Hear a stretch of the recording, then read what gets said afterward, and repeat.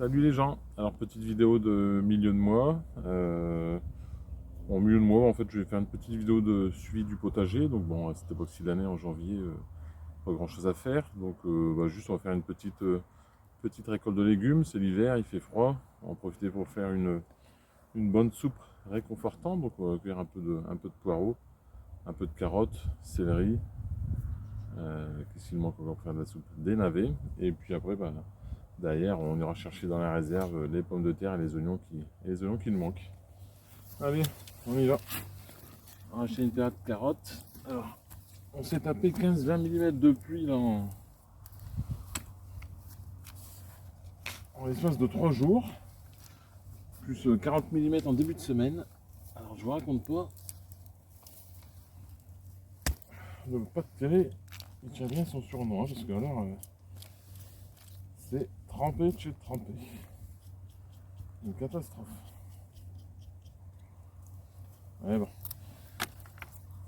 Le principal, c'est de pouvoir aller chercher. Puis là, nous allons sur une semaine de beau temps. On devrait pouvoir aller retourner un peu au jardin, au moins faire un peu de taille, des choses comme ça. Donc dans la vidéo de suivi là, que vous êtes en train de regarder, on va y rajouter. Oula, j'ai rempli ma caisse de terre, gros malin. Hop. Il y aura une courte vidéo aussi de suivi. On vient d'aller faire un tour au rucher, voir les deux ruches comment elles se portent. Allez, on va faire un petit contrôle par rapport à il y a 15 jours. Donc il y a 15 jours, pose d'un petit pain de candy. On profite du temps doux. On va regarder si elles ont consommé ou non. Alors la fois dernière, il n'y a plu, c'était le 29 décembre. Aujourd'hui, nous sommes le, je ne sais plus, le 10 dans ces eaux-là. Le 9.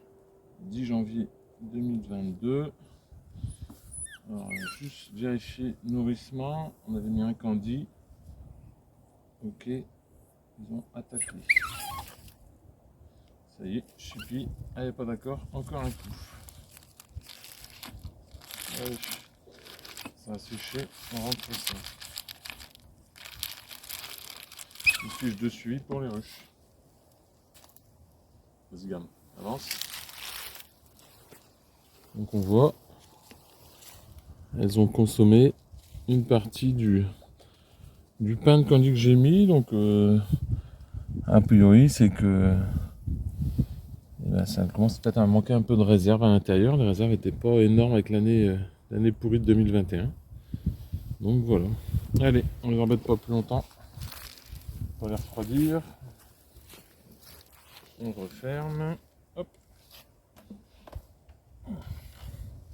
Alors on est en hiver. Je mets pas de protection. Par contre, on ne nous embête pas trop longtemps. On n'ouvre surtout rien. Juste un petit contrôle de routine. Et hop, on remet la sangle pour éviter que ça s'envole avec le vent. Est-ce qu'il y a un petit peu de mouvement aux entrées de la ruche? Je vais approcher avec la caméra. Alors, comme j'y ai touché, ça bouge un petit peu. Elle vient de voir ce qui se passe, ce qu'on a fait. Alors, on a une odeur de miel et de cire qui ressort un peu des deux ruches. Alors celle de gauche bouge beaucoup plus que celle de droite. Bon, celle de droite est toujours vivante parce que en ouvrant du tuyau, on a vu qu'il y avait quand même un peu de...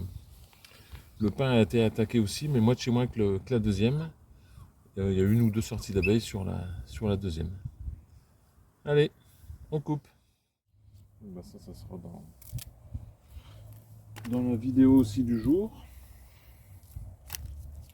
Et puis après, dans la vidéo du jour, je vous ferai voir aussi l'ail, ce que ça donne. L'ail donc, que j'ai planté au mois d'octobre, avant les grosses pluies. Il a démarré d'un seul coup, alors malgré des températures froides. Du coup, dans le petit tour du potager, on se rend compte que là, les fraisiers sur la droite, ça commence un peu à redémarrer. C'est un parc que j'avais planté à l'automne pour remplacer mon vieux parc de fraisiers pour faire plaisir aux enfants. Toujours des petites fraises, c'est quand même top. Et puis pareil dans la suite des fraisiers, donc l'ail d'hiver, donc variété d'automne. Alors c'est du plan que j'achète en vacances parce que c'est de l'ail de Piolinck. C'est une variété locale alors, Piolinck, c'est du pot de conneries, c'est le 84, c'est le Vaucluse. Donc variété qui pousse pas mal. Et je me rends compte que j'ai de meilleurs résultats sur l'ail d'automne que sur l'ail de printemps. Je vais avoir des gousses quand même beaucoup plus grosses. Et puis c'est quand même plus intéressant. Donc je vais quand même refaire l'essai une dernière fois cette année sur le live de printemps. Puis ça me permettra de vous montrer en vidéo la différence entre l'ail d'automne et l'ail de printemps. Donc si le temps le permet, on fera ça fin février, début mars, dès que ça va sécher.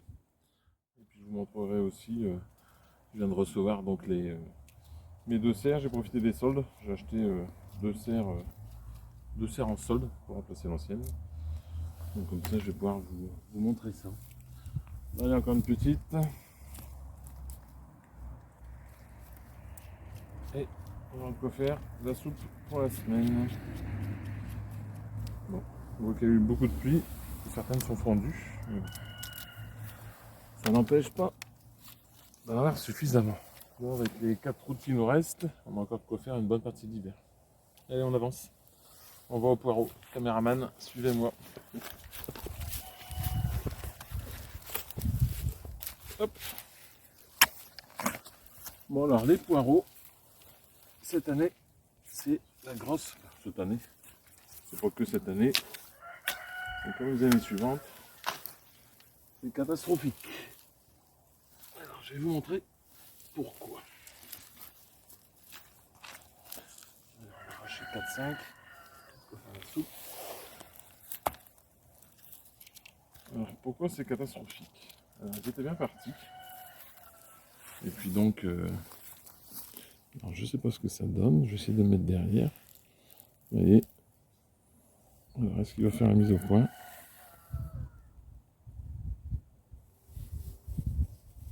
Non, il fait pas la mise au point. Enfin bref. Attends. C'est rempli de verres de poireaux. Vous arrachez un poireau qui a l'air, on va dire, correct. Et puis une fois que vous l'avez paré, c'est-à-dire enlever les feuilles abîmées, votre poireau, encore celle-là, qui est aussi bouffée par la mineuse. Et une fois que vous avez enlevé tout ça, votre poireau, il ne reste pas grand-chose. Alors comme je dis toujours, au potager, on n'est pas à l'abri d'une mauvaise surprise. Donc moi j'ai pour habitude de mettre 15 à 20% de plus que ma consommation. Ce qui permet, on va dire en cas de récolte ratée, de sauver les meubles, parce que bon, le but moi le potager c'est quand même d'être autonome sur la totalité de mes légumes. Donc on ne peut pas se permettre de faire une année sans poireaux ou sans autres légumes. Donc en mettant un peu plus, on compense les pertes éventuelles, causées par les ravageurs. Mais bon, l'amineuse c'est quand même un sacré problème. Ah, Chippy elle nous a trouvé quoi? Caméraman. Qu'est-ce qu'il nous a trouvé Chippy? Je sais pas. Enfin, je crois que dans le fumier de poule il y avait des œufs. Je pense qu'elle est tombée sur un œuf. Alors à mon avis, il doit être un peu pourri sur les bords. L'œuf. Mais bon. Allez, regardez-moi sur le travail. Complètement pourri, bouffé par une mineuse. C'est vraiment une catastrophe cet insecte. Il y a un beau poireau du départ, une fois épluché, je peux encore en enlever une couche si je veux. Il n'y a plus grand chose. Allez, on va couper et je vous reprends après dans le deuxième jardin pour les navets et le céleri. A tout de suite. Allez, on va aller du deuxième côté. Il y a encore plein de beaux navets pour une partie d'hiver. Alors, gros intérêt de celui-là. Navet de Péronne, donc variété régionale. Gros intérêt, ben, c'est qu'il tient au froid. Donc, vous pouvez le laisser en terre tout l'hiver, à moins d'avoir du moins 15. Et sinon, il ne bougera pas et il résistera bien au gel. Et en plus, mine de rien, on pourrait croire qu'ils sont creux et filandreux, mais alors pas du tout. Je suis vraiment surpris par rapport au navet d'Auvergne rouge tardif. Vraiment rien à voir. C'est franchement une très bonne variété. Première année, mais je ne resterai plus que sur celui-là pour la partie navet de conservation l'hiver. Alors on va avancer sur la dernière partie, aller chercher un petit céleri en essayant de ne pas tomber. Et puis j'en profiterai peut-être aussi pour cuire quelques choux de Bruxelles. Alors, céleri. J'ai oublié ma bêche.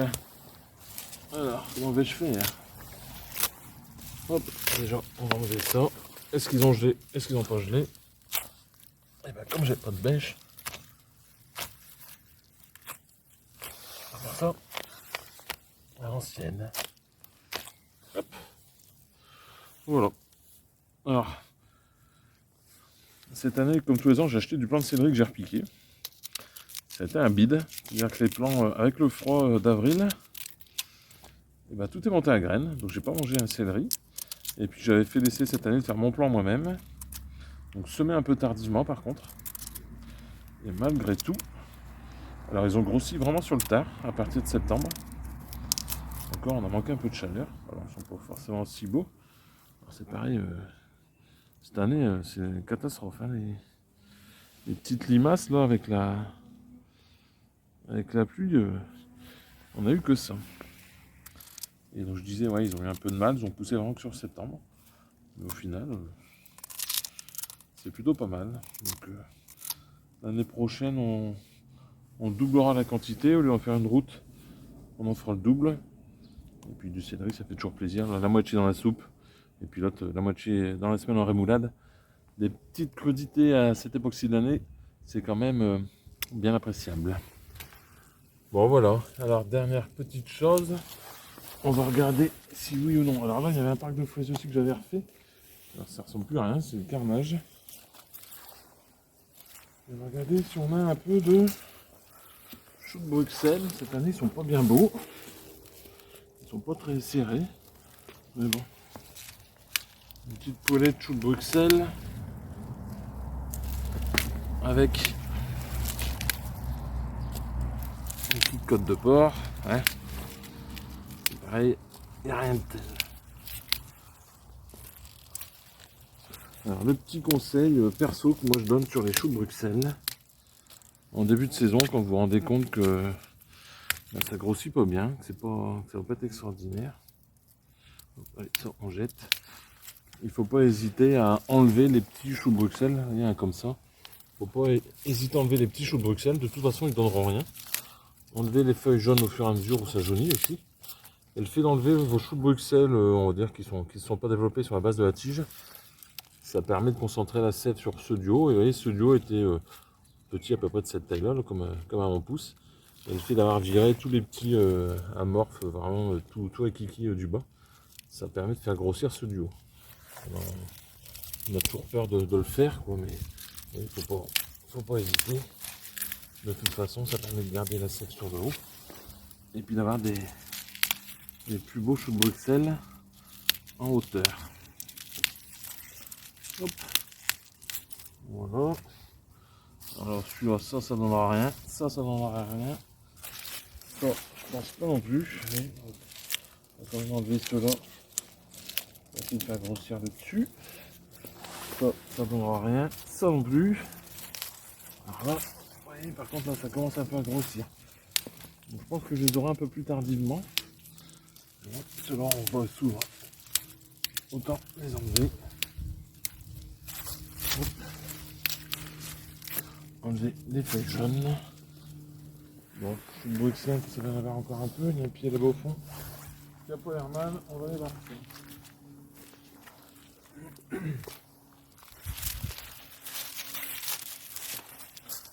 Tout ça, ça sert à rien.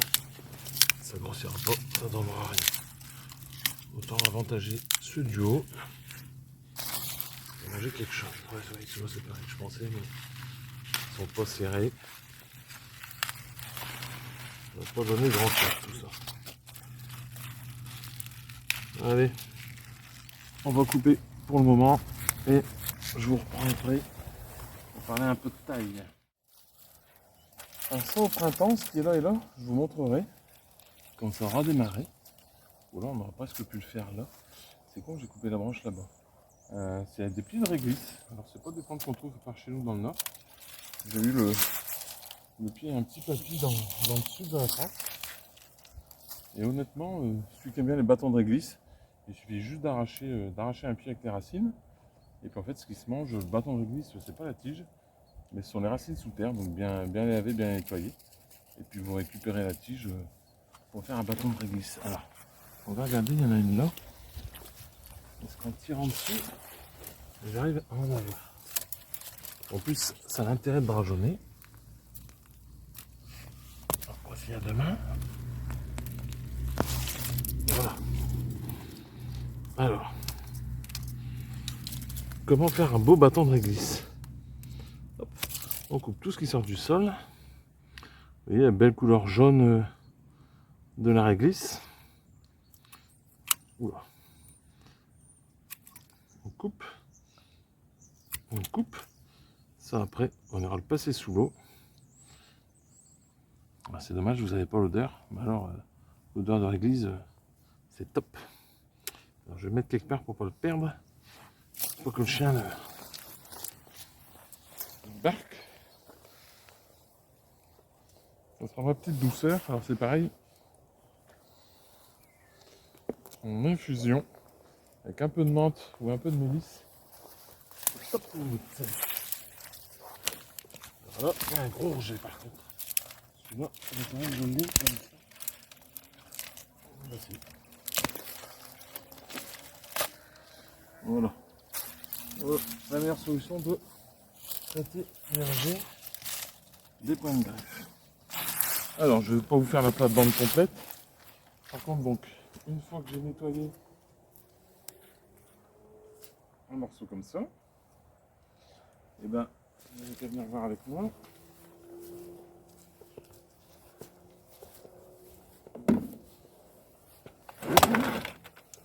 Dernière livraison de fumée de poule. Et ben alors, c'est parti. Allez.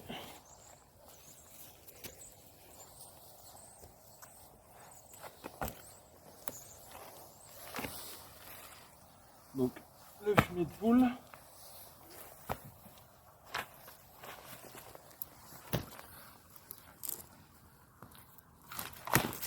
Alors, comme j'ai toujours, je ne fais pas du bio, mais malgré tout, je ne mets plus d'engrais chimique.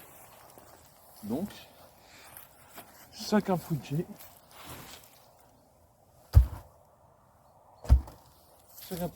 aura sa poubelle de fumier de poule.